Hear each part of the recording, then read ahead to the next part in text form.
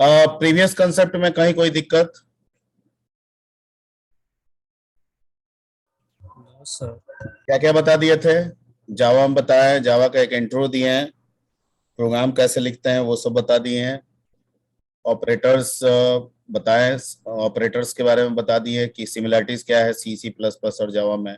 Most of operator जो सी C plus plus में आप यूज किए हैं वही आपका जावा में भी रिपीटेड है। ओके, उसके बाद आपको बताएं कि इनपुट कैसे होगा, आउटपुट कैसे होगा। ठीक है, दो मोड में हम लोग इनपुट आउटपुट करते हैं जावा जावा के रेस्पेक्ट में, एक सी वाई एक जी वाई। तो अभी तो सी वाई बेस्ड में है हम लोग। जी वाई के लिए हम लोग विंडो कंपोनेंट सीखना होगा जो आगे सिखाया जाएगा आपको। फिलहाल उसके पहले कंसेप्ट क्लियर करना है। ठीक है, और उसके बाद कंडीशनल स्टेटमेंट वगैरह को के बारे में बताएं कि जैसे सी में था वैसे ही यहाँ पे है। ठीक है, उसके बाद लूप वगैरह के बारे में बताएं, जैसे सी में था वैसे ही यहाँ पे भी है।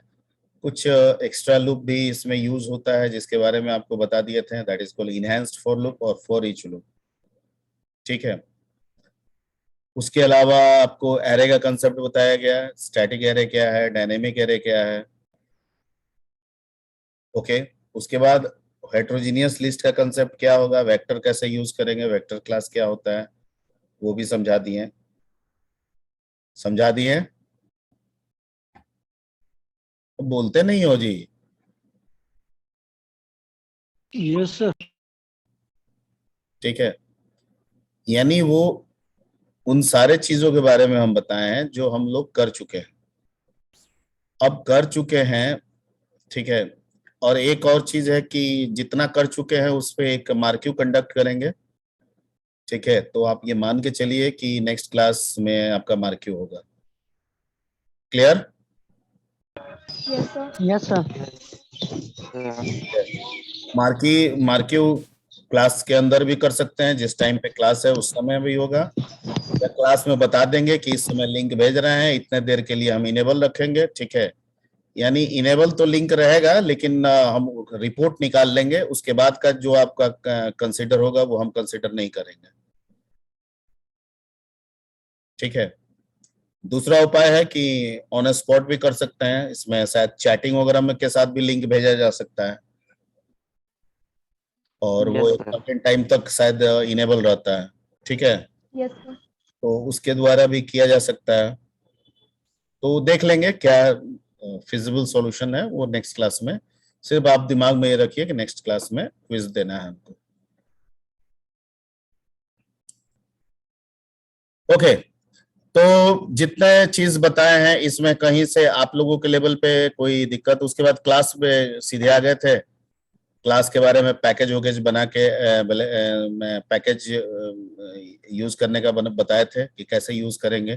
तो दो फाइल में अलग अलग क्लास ले लिए थे, एक में मेन क्लास था, पब्लिक स्टैटिक वॉइड मेन था, दूसरे में क्लास और मेथड्स थे।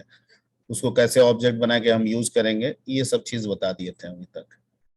ठीक है, इतने में कहीं आपको कोई दिक्कत?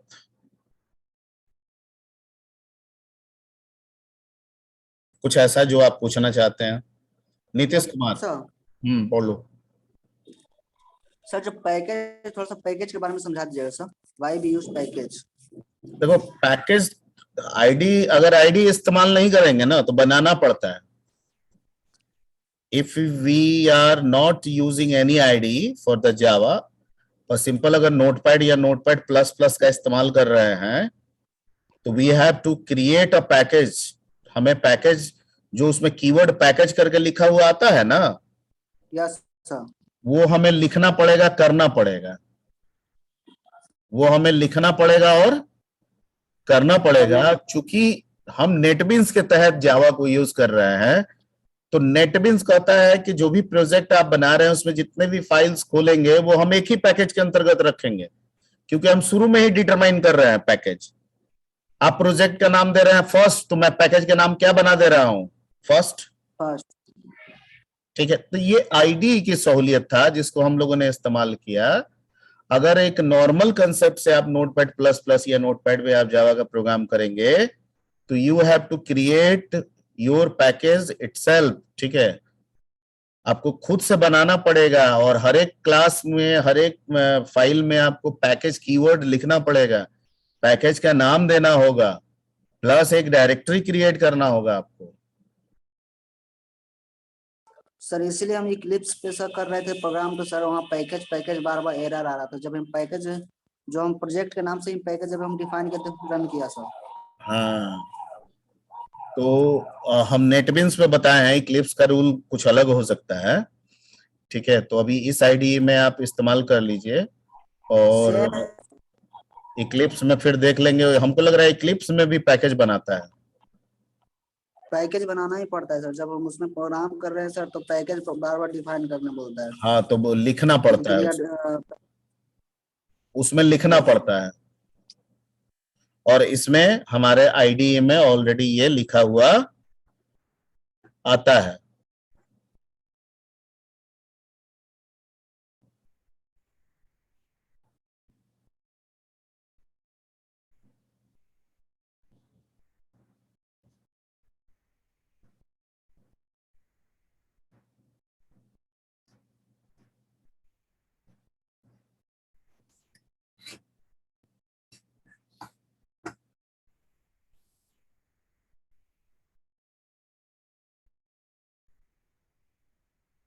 इसमें देखिए, इसमें ऑलरेडी लिखा हुआ आ रहा है ना। यहाँ पैकेज का नाम लिख दिए हुए है, दूसरा वाला भी बनाया तो क्या लिख दिया है? Package first. तो इसमें ऑलरेडी इंक्लूड कर दिया है। अगर इंक्लूड नहीं होगा तो हमको हर एक में, अपने हर पैकेज में क्या करना होगा, ये इंक्लूड करना होगा। ठीक है, दूसरा चीज कि नेटबिन्स में जो प्रोजेक्ट बनाते हैं, प्रोजेक्ट डायरेक्टरी वो खुद से क्रिएट करता है। क्या करता है? प्रोजेक्ट डायरेक्टरी वो खुद से बनाता है। लेकिन जनरल अप्रोच में अगर हम पैकेज क्रिएट करें जावा में, तो हमको डायरेक्टरी भी खुद से बनाना पड़ता है। कुछ समझ में आ रही बात? सर डायरेक्टरी और पैकेज में बार बार कंफ्यूजन हो रहा है सर। डायरेक्टरी और पैकेज में बार बार कंफ्यूजन हो रहा है। ठीक है, जैसे ये क्या कर रहा है ना, ये प्रोजेक्ट तो खुद में एक डायरेक्टरी है, तो कह रहा है कि जो भी काम कर रहा है ना वो एक सिंगल पैकेज के अंतर्गत आएगा। ठीक है, यानी जितने भी एक प्रोजेक्ट में एक पैकेज बन रहा है, दूसरे प्रोजेक्ट जाएंगे तो उसका पैकेज क्या होगा? दूसरा दूसरा हो जाएगा। अब उसको इसमें एक्सेस करना चाहे प्रोजेक्ट 1 को प्रोजेक्ट 2 में, प्रोजेक्ट 2 को प्रोजेक्ट 1 में नहीं होगा, because this package is local for the project only, that is not visible for the other project. Other project. ठीक है, उसके लिए हमको क्या करना होगा, एक ऐसा पैकेज बनाना होगा जो इंपोर्ट करके कहीं भी किसी भी प्रोग्राम में हम क्या कर लें, एक्सेस कर लें। क्या कर लें? एक्सेस कर लें। एक्सेस कर लें। तो ये आप जब जावा पढ़िएगा या पढ़ रहे होंगे, जावा में अभी तक क्या पढ़ रहे हैं आप लोग? सर अभी स्टार्ट ही हुआ है, डेटा टाइप वेरिएबल यही सब पता है। Array sir. डेटा टाइप, यही एरे। ठीक यस है, सर। Yes sir. जो भी है उसमें पढ़िएगा, तो उसमें एक पैकेज चैप्टर ही है जिसमें आपको पैकेज बनाना बताया जाएगा। ओके, अगर आप हमसे कहिएगा कि पैकेज समझा देने के लिए, मैं समझा तो दूंगा, ठीक है, पर उसके लिए आपको आना होगा जनरल अप्रोच में जावा के। सर आज से मेरा जावा J2E भी स्टार्ट होगा सर, इनिशिएटिव बाय विप्रो द्वारा सर। हाँ, जावा J2E सर, आज से मेरा क्लास जावा J2E भी चालू होगा सर। कहाँ? विप्रो के साइड से सर। विप्रो पे सर। अच्छा, वो विप्रो पे ना चलेगा। ठीक है, तो विप्रो पे चलाइए। जैसे अगर नोटपैड से आप यूज करें,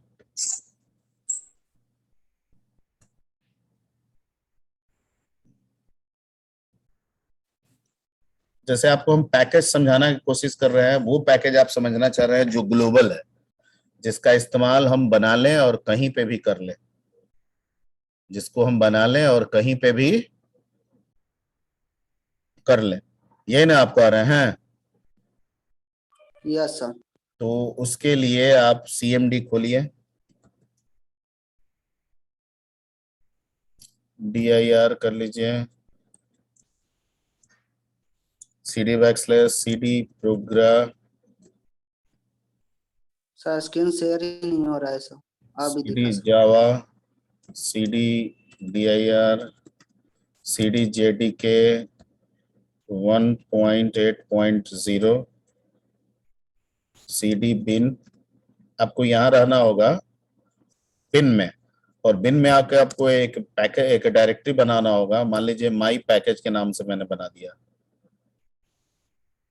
अच्छा, एक्सेस डिनाइड लिख रहा है, और एक्सेस डिनाइड का मतलब हो गया इसको परमिशन ग्रांट करना होगा। ठीक है, MD पैकेज करके देख लेते हैं, कोई दूसरा नाम करके देख लेते हैं। MD, अच्छा, तो यहाँ पे पहले तो इसको सिक्योरिटी हमको डिफाइन करना होगा।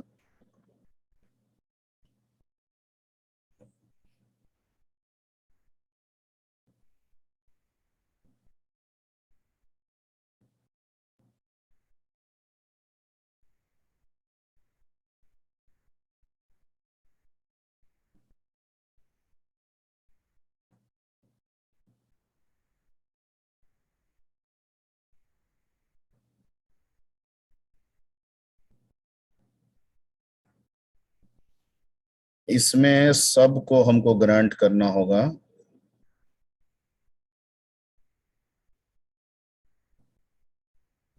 सर ये पैकेज का काम क्या है? जो हम कोड लिख रहे हैं वो पैकेज के अंदर मैं सारा वही स्टोर वही समझा रहा हूँ, आप अगर थोड़ा सा बर्दाश्त कीजिएगा तो आपको सब बताया जाएगा। एक बार समझा देंगे, समझ में आ जाएगा।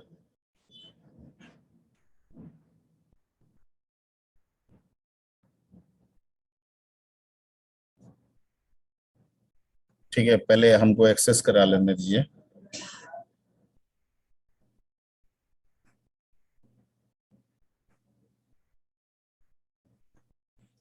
आप जावा नहीं पढ़े हैं इसीलिए सब दिक्कत है।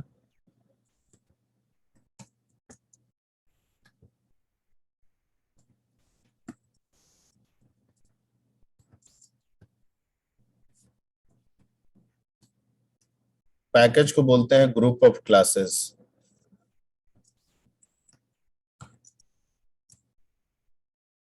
M पैकेज बन गया, बन गया ना? Yes sir. ठीक है, अब M पैकेज बन गया तो बस अब कुछ नहीं करना है। बिन पे है तो बिन पे रहिए, नोटपैड खोले हैं नोटपैड खोलिए। अब मान लीजिए कि आपको पैकेज बनाना है, ठीक है, तो आप लिखिए यहाँ पे वर्ड कीवर्ड लिखिए पैकेज, और किस नाम से डायरेक्टरी का नाम है, एम पैकेज। ठीक है। और उसके बाद आप अलग अलग क्लास बनाते जाइए। क्लास test1 के नाम से बना देते हैं। इसके अंदर एक मेथड बना लेते हैं पब्लिक वॉइड शो, ठीक है, और इसमें कुछ रख देते हैं।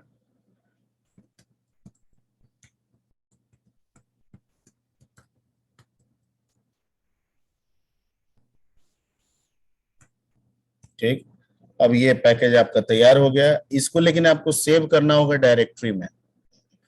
कहाँ सेव करना होगा? डायरेक्टरी में, CD के प्रोग्राम फाइल्स के, जावा के, JDK के अंदर, बिन के अंदर, जो आपका M पैकेज बना है इसमें सेव करना होगा। किस नाम से? फर्स्ट टेस्ट1। test1, सॉरी, test1 डॉट क्या? जावा। जावा। सेव जावा। हो गया। अब इस तरह से और बनाना है तो और बनाइए। ठीक है, मान लीजिए एक और क्लास बनाना है, test2 के नाम से बना लीजिए। इसमें शो है तो डिस्प्ले कर दीजिए, डिस्प कर दीजिए। इसमें हेलो है, मैसेज, कुछ भी ऐसे जितना आप बनाना चाहते हैं बनाते चले जाइए। हेलो है तो बाय कर दीजिए, और इसको सेव एज कर लीजिए वहीं पे। ठीक है, किस नाम से? test2 टू के नाम से। टेस्ट 2। के नाम से। ठीक है, सेव हो गया। इस तरह से जितना आपको पैकेज के अंदर, एम पैकेज के अंदर आपको जितना क्लास फाइल रखना है रख लीजिए, जिनको आपको लगता है कि हम किसी प्रोग्राम में इसको यूज करेंगे इंपोर्ट करके। अब क्या करना है, इसको बनाने के बाद, ठीक है, आप इसको बंद कर दीजिए और आपको इस पैकेज में जाकर दोनों को कंपाइल कराना होगा। क्या करना होगा? Compile and run. कंपाइल। ठीक है, तो जावा सी, रन नहीं, सिर्फ जावा कंपाइल। सी सर, यस सर, जावा सी। ठीक, फिर जावा सी फाइल नेम। ओके। अब dir करते हैं तो दोनों का क्लास फाइल एग्जिस्ट कर गया। अब cd डॉट डॉट करके आप आ जाइए अपने बिन डायरेक्टरी में। अब मान लीजिए कि हम नोटपैड खोलते हैं, नोटपैड हम खोलें, अब हम कोई भी प्रोग्राम लिखना चाहते हैं, हमको लगता है कि हमको अपने प्रोग्राम को यूज करना है, तो इंपोर्ट एम पैकेज डॉट, अगर सबको यूज करना है तो क्या लिख देंगे? स्टार। अगर किसी एक को यूज करना है तो क्या लिखेंगे? स्पेसिफिक नाम टेस्ट वन, लिखना। जिसका नाम ठीक है, आपको मान लीजिए कि दोनों को यूज करना है तो क्या लिख दीजिए? टेस्ट2। और बाकी जो इंपोर्ट करते हैं, जैसे जावा डॉट, करना है तो कीजिए, नहीं करना है तो मत कीजिए, क्योंकि ये दोनों डिफॉल्ट भी होता है ना। एक Yes, लिखना पड़ता है, लैंग डिफॉल्ट होता है, आयो लिखना पड़ता है। ठीक है, अब मान लीजिए कि हम कोई का अपना क्लास बना रहे हैं, क्लास माई एम क्लास, और इसमें पब्लिक स्टैटिक वॉइड मेन डाल देते हैं।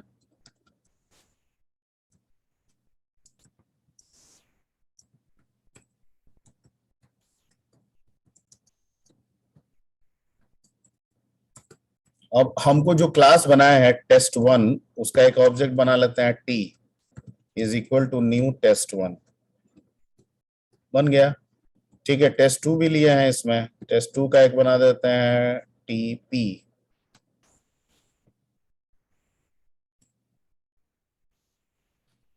टी से किसको कॉल करेंगे? T dot so. और पी से किसको करेंगे कॉल? डिस्क को।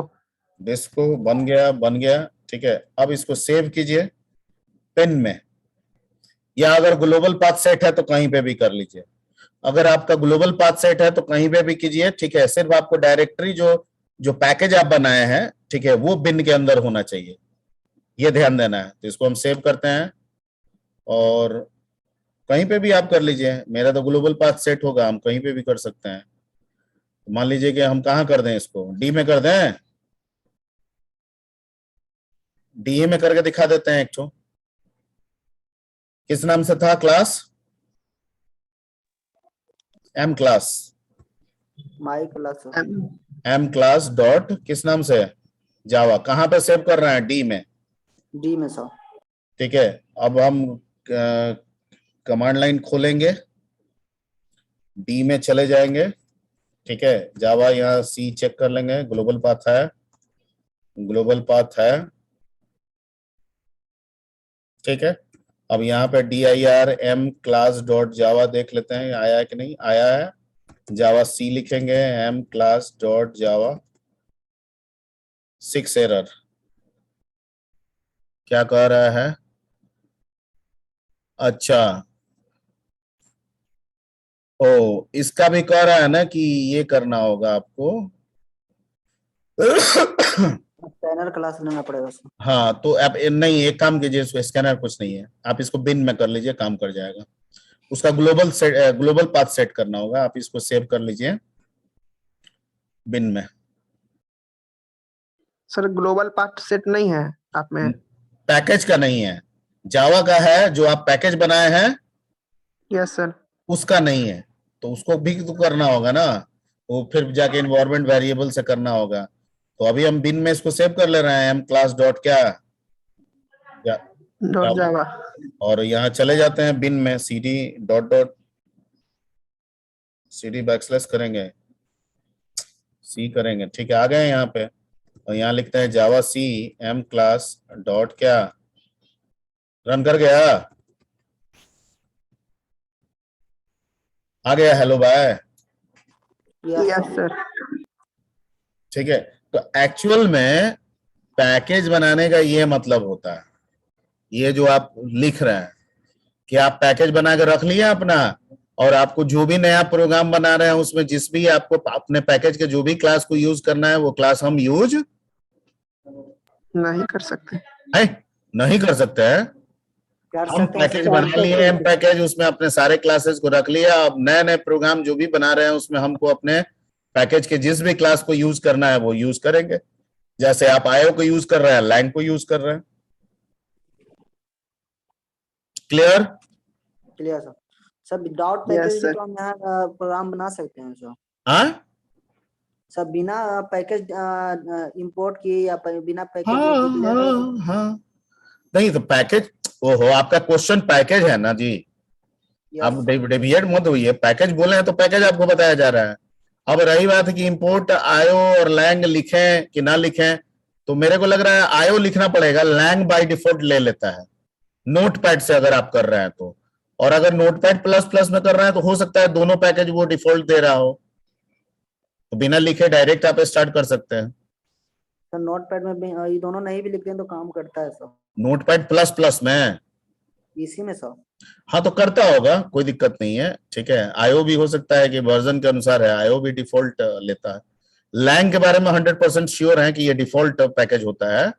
आईओ के लिए कुछ में पहले लिखना पड़ता था, ठीक है, हो सकता है कि इधर आईओ भी डिफॉल्ट कर दिया हो। ठीक है, एक बार चेक कर लेते हैं क्या दिक्कत है। इस दोनों लाइन को हम लोग क्या कर देते हैं, कमेंट बना देते हैं ना। Yes sir.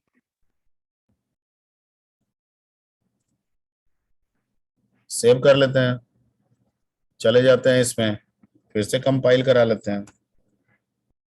हाँ ठीक है, रन कर रहा है। क्लियर? Yes sir.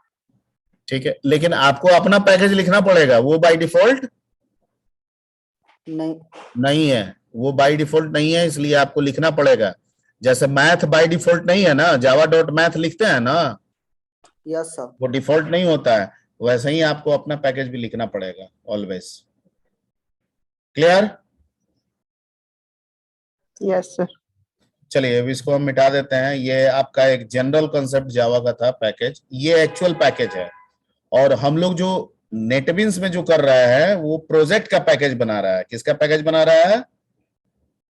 ये प्रोजेक्ट पैकेज है, यानी एक ही प्रोजेक्ट के अंदर आप किसी को किसी में एक्सेस कर सकते हैं, क्योंकि सब एक ही पैकेज के अंतर्गत आ रहा है। Clear? Yes sir. Okay okay okay okay okay okay.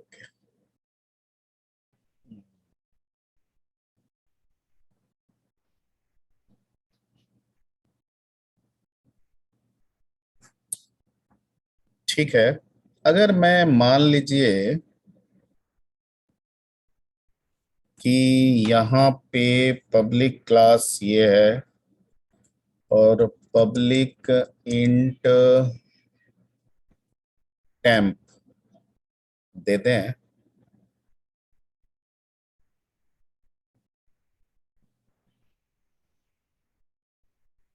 और यहाँ पे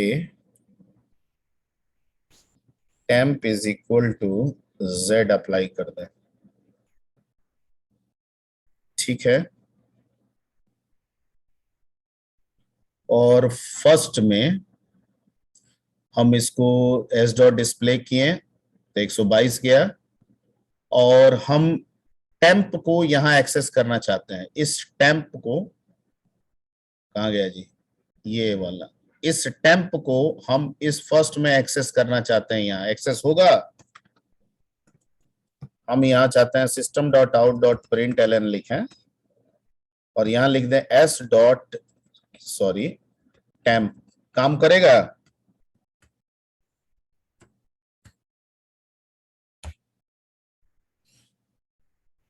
काम करेगा? Yes sir. क्यों? क्योंकि सर पब्लिकली और ग्लोबल वेरिएबल उसको हम डिफाइन कर दिए हैं सर, डिक्लेयर कर बिल्कुल दिए हैं। सही, ग्लोबल उसमें पब्लिक लगा दिए हैं, इसलिए ये एक्सेसिबल होगा। आया? Yes sir. आया ना? अच्छा, और अगर इसको हम प्राइवेट कर देते तब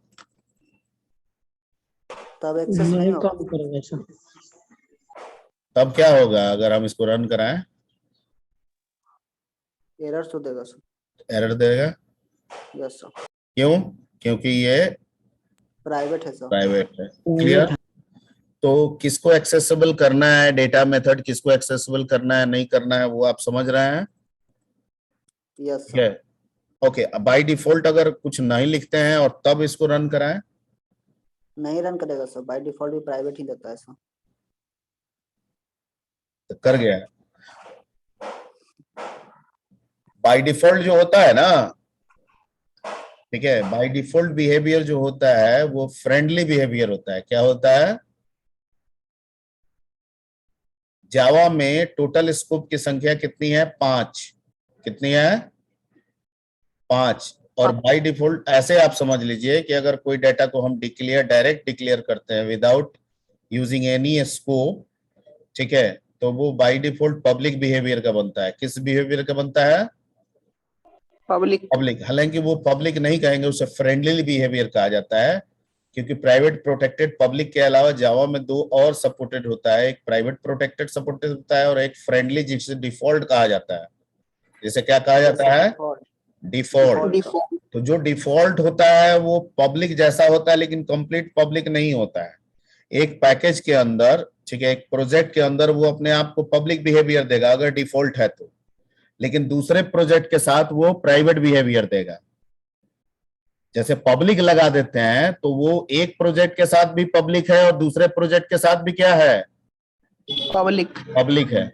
लेकिन जब डिफॉल्ट लगाते हैं तो एक प्रोजेक्ट के साथ वो पब्लिक है, लेकिन दूसरे प्रोजेक्ट के साथ वो क्या हो जाएगा? प्राइवेट। प्राइवेट हो जाएगा।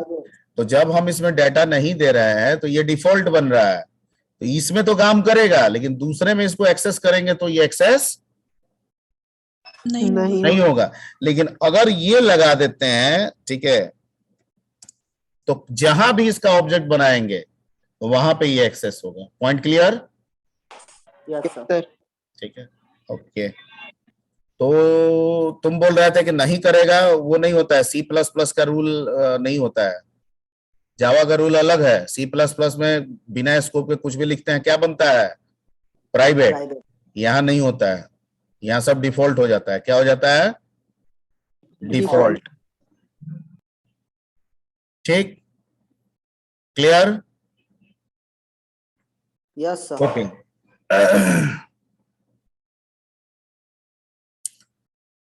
चलिए मान लीजिए कि ये एक हो गया, इसमें आ जाते हैं। कंस्ट्रक्टर हमको बनाना है। क्या बनाना है? कंस्ट्रक्टर। तो कंस्ट्रक्टर क्या होता है? Sir memory sir. अब यहाँ पे हमको डिस्प्ले हटाना है, यही काम हमको किसके थ्रू करना है? कंस्ट्रक्टर तो कैसे क्या होगा? क्लास नेम के साथ सर। अच्छा, कंस्ट्रक्टर किस स्कोप में होगा? Yes sir. कंस्ट्रक्टर का स्कोप क्या होगा? पब्लिक, प्राइवेट, क्या? Private sir. क्या पढ़ाई कर रहे हो जी तुम लोग? सब पब्लिक होगा सर। चूंकि कंस्ट्रक्टर ऑटोमेटिकली कॉल होता है, बाकी मेथड को कॉल करना पड़ता है, इन्वोक करना पड़ता है। कंस्ट्रक्टर ऑटोमेटिकली इन्वोक होता है जब भी हम उस क्लास का ऑब्जेक्ट कहीं पे भी बनाते हैं, ठीक है। तो क्लास का ऑब्जेक्ट तो क्लास के बाहर ही बनाते हैं, इसका मतलब है कि बाहर में बना रहे हैं, वो इन्वोक हो रहा है, तो वो कंस्ट्रक्टर ऑलवेज क्या होगा? पब्लिक स्कोप का होगा। क्या होगा? पब्लिक स्कोप का होगा। लेकिन कंस्ट्रक्टर का एक रूल है कि विदाउट पैरामीटर या पैरामीटर दोनों हो सकता है, ठीक है, लेकिन रिटर्न टाइप उसमें नहीं होता। नहीं होता है। तो यहाँ पे क्या लिखेंगे? पब्लिक सेकंड, और मान लीजिए कि यहाँ दे देते हैं इंट जेड, ठीक है। तो ये कंस्ट्रक्टर तैयार हो गया। अब इस कंस्ट्रक्टर को यहाँ पे यूज करना है, तो ये तो एस डॉट डिस्प्ले करेंगे, अब तो काम नहीं करेगा, नहीं ना करेगा? No sir. No sir. ठीक है, तो अब उस वैल्यू को कंस्ट्रक्टर के थ्रू भेजना है, कहाँ लिखेंगे?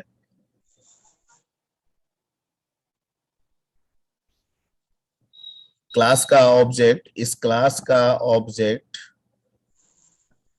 यहां बन रहा है एस, इसमें कंस्ट्रक्टर पोजीशन कौन सा है?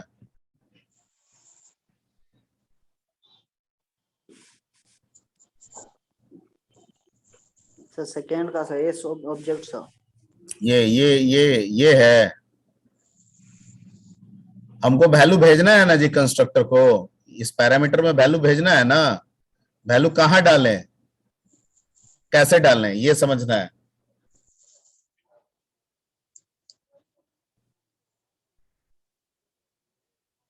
कहाँ डालें, कैसे डालें?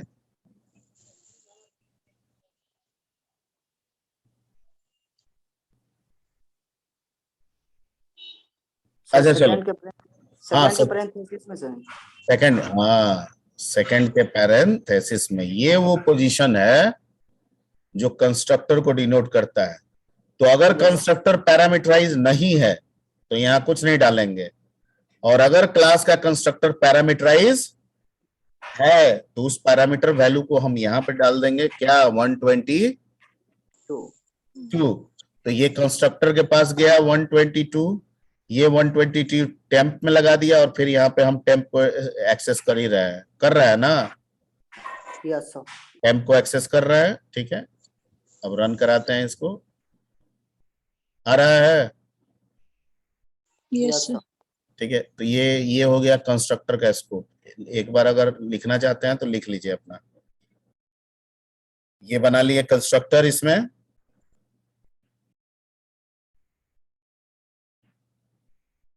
ठीक है, कंस्ट्रक्टर का कंसेप्ट होता है, डिफॉल्ट भी होता है, पैरामीटराइज भी होता है।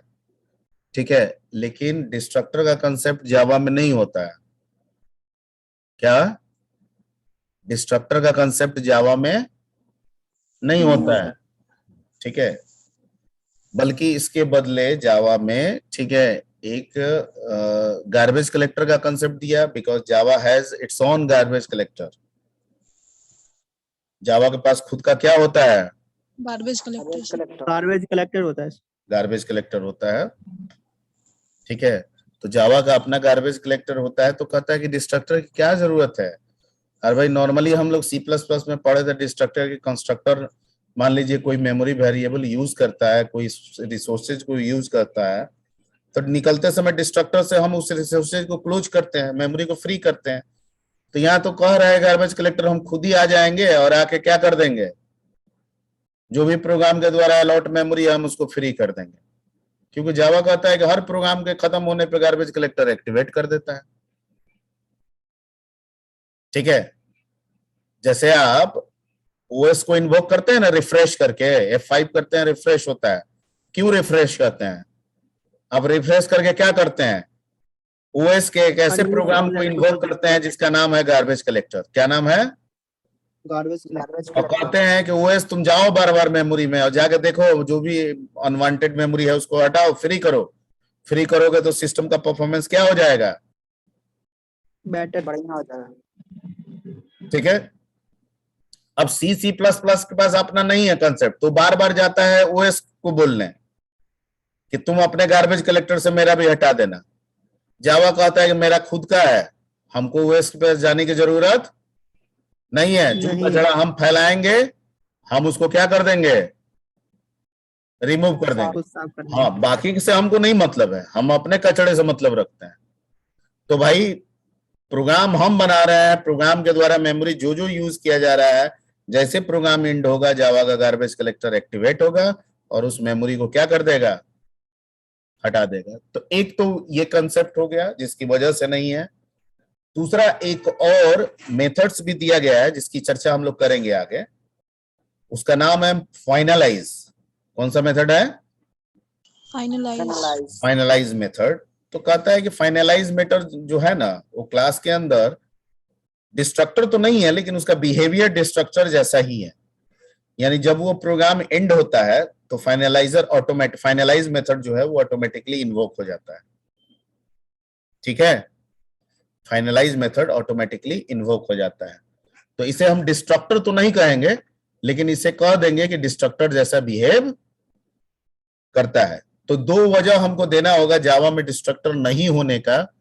पहला वजह कि गार्बेज कलेक्टर है जावा का, जो कि ऑथेंटिक वजह है, और दूसरा वजह कि इसमें एक मेथड भी है फाइनलाइज, जिसका इस्तेमाल हम डिस्ट्रक्टर जैसा कर सकते हैं। Point clear?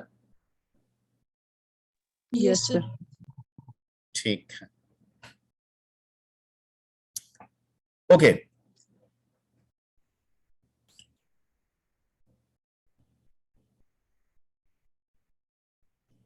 चलिए इसको हटा देते हैं।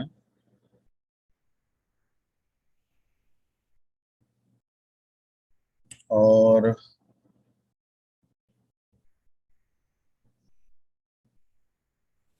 इसको हम स्टैटिक बना देते हैं, वो पैरामीटराइज हटा देते हैं, और इसको नॉर्मल एक बना देते हैं, पब्लिक स्टैटिक शो नाम का बना देते हैं।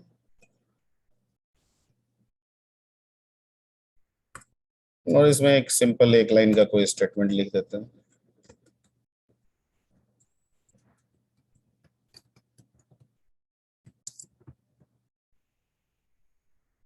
ठीक है, अब इसको इसमें यूज करना है। कैसे यूज होगा? तो सर ऑब्जेक्ट तो बनाना ही होगा, बनाना होगा। ध्यान से समझिए, इसमें कहीं एरर आ रहा है क्या चीज? कॉलन सर छुटा हुआ है सर। है? Semicolon sir. कहाँ सेमीकोलन? Invalid method declaration. अच्छा, ठीक है, रिटर्न टाइप मांग रहा था। अब यहाँ पे शो नाम का एक मेथड है, लेकिन हमने इसमें कौन सा कीवर्ड इस्तेमाल किया है? स्टैटिक। स्टैटिक। अगर स्टैटिक नहीं रहता तो ऑब्जेक्ट बनाते हैं और सीधे कर देते हैं। अभी स्टैटिक हटा देते हैं, तो यहाँ पे सीधे हम क्या लिखते हैं? s dot show.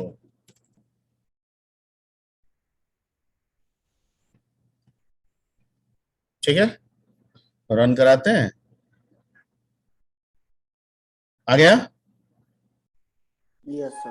यस अब सर। अगर हम इसको स्टैटिक बनाएंगे तो क्या होगा?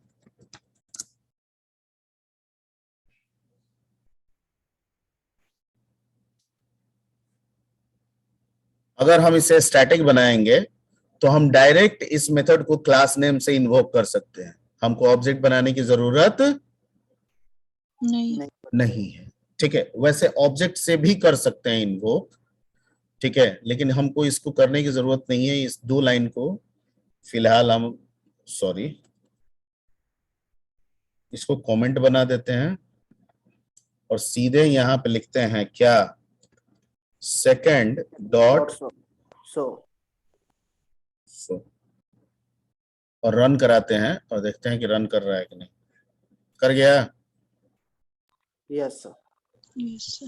ठीक है, वैसे ऑब्जेक्ट से भी कर जाता है, जहां तक हमको जावा में याद आ रहा है। चेक कर लेते हैं एक बार। यानी क्लास नेम को भी प्रमोट करता है, साथ साथ ऑब्जेक्ट से भी हम कर सकते हैं। हो रहा है ना? इसका मतलब कि स्टैटिक मेथड अगर बनाते हैं तो वो क्लास नेम से भी इन्वोक हो जाएगा डायरेक्टली, और क्लास के ऑब्जेक्ट से भी इन्वोक होगा।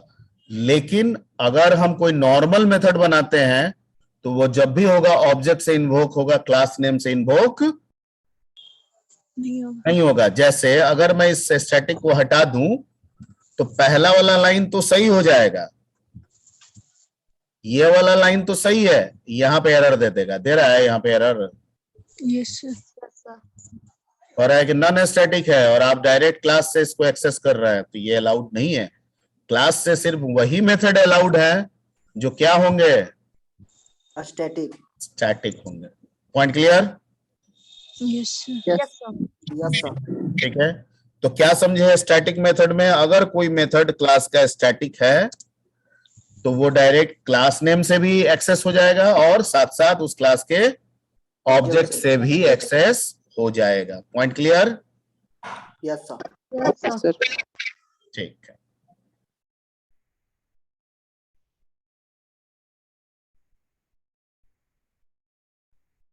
ओके,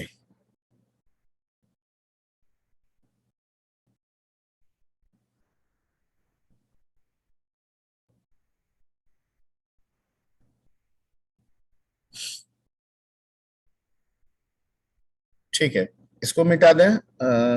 हालांकि टाइम हो गया है, स्टैटिक डेटा के बारे में कुछ बताना था तो वो बताइएगा सर। अगले क्लास में तब कर देते हैं, है ना। Yes sir. तो स्टैटिक मेथड के बारे में तो बता दिए, एक चीज और बताना था स्टैटिक डेटा। तो पहले ये बता देंगे क्या यूज है स्टैटिक डेटा का, कहाँ पे आखिर इस्तेमाल आएगा, और फिर उसका इस्तेमाल बता देंगे कि किस तरह से इस्तेमाल होगा। Normally serial number, record number, अगर इस तरह का काम हमको ऑब्जेक्ट के साथ लेना है कि जैसे जैसे ऑब्जेक्ट बनता जाए वैसे वैसे इंटरनली एक सीरियल नंबर का क्या होता जाए, कंसेप्ट जनरेट होता जाए, तो उसके लिए हमको स्टैटिक डेटा की जरूरत पड़ेगी। नॉर्मल डेटा से वो कंसेप्ट नहीं होगा। क्यों नहीं होगा और क्यों स्टैटिक की जरूरत है, ठीक है, we will discuss it into next class. ठीक है, तो अभी आज जितना बताए हैं इसको आप लोग नेटबिन्स में ही जाके कीजिए। मैं चाहूंगा कि आप लोग इसको नेटबिन्स में ही करें, ठीक है। बाद में आप लोग R&D कीजिएगा, इक्लिप्स वगैरह या जो भी करना है वो बाद में कर लीजिएगा। और जो लोग अगर मल्टी इन्वायरमेंट में अभी से काम कर रहे हैं तो वो तो कर सकते हैं, उनके लिए कोई दिक्कत नहीं है। लेकिन जो अभी मल्टी इन्वायरमेंट में नहीं है, मैं उनको प्रेफर करूंगा कि आप किसका इस्तेमाल करते रहें, NetBeans. NetBeans. Okay okay sir. ठीक है, तो आज की सेवा यहीं तक, और नेक्स्ट क्लास में हम लोग को क्या कर लेना है, एक क्विज कर लेना है। Okay, okay sir. Okay, sir. जितना अभी तक किया है उसी पे एक क्विज बना देंगे। उस you have to attempt that quiz, जो आपके क्लास टाइम पे करा लेंगे, या अगर दूसरे टाइम पे करना होगा तो वो क्लास के समय ही हम आपको बोल देंगे। क्लियर? सर तो जावा से ही रिलेटेड रहेगा ना सर क्वेश्चन? बिल्कुल वही बेसिक्स रहेंगे, जो भी हम लोग डिस्कस किए हैं उसी से क्वेश्चन रखेंगे, यस सर। कुछ भी नया नहीं करेंगे। बेसिक रहेगा ना सर? हाँ बेसिक, एकदम बेसिक, जो भी डिस्कस किए हैं। ठीक है, यस सर। जैसे वेक्टर क्या है, तो भाई होमोजेनियस लिस्ट के लिए है, हेट्रोजीनियस के लिए है, ठीक है। तो आपको उसमें सेलेक्ट करना होगा, तो चुनिएगा वेक्टर में क्या चुनिएगा, हेलो सर। होमोजेनियस की हेट्रोजीनियस की बोथ। होमोजेनियस है। वेक्टर होमोजेनियस है। वेक्टर का पर्पस जो है specifically design for the heterogeneous. Oh sorry sir, heterogeneous. Sir आप कुछ कंटेंट शेयर कर दीजिएगा ग्रुप में तो पढ़ लेंगे। क्या कंटेंट? कंटेंट वगैरह कुछ ना शेयर करेंगे, आप लोग जावा ऑलरेडी पढ़ रहे हैं, हम प्रोजेक्ट पढ़ा रहे हैं, ठीक है। एकदम बेसिक्स बोल दिया ना कि बेसिक्स जो रहेगा वही रहेगा। बेसिक्स समझ रहे हैं? Who invented Yes. Java? James गॉसलिन sir. James costly. ठीक है, अब इंटीजर का साइज कितना होगा, size in bytes, forward sir. ये क्वेश्चन है। ये सब आप जावा में पढ़ लिए होंगे। आइडेंटिफायर क्या होता है, टोकन्स क्या होता है, नहीं पढ़े हैं? बोलिए। यस सर पढ़ लिए हैं। तो बस हो गया, इसी बेसिक्स क्वेश्चंस रहेंगे, ठीक है। Sir Okay, sir. ओके चलिए, thank you. Thank you, sir.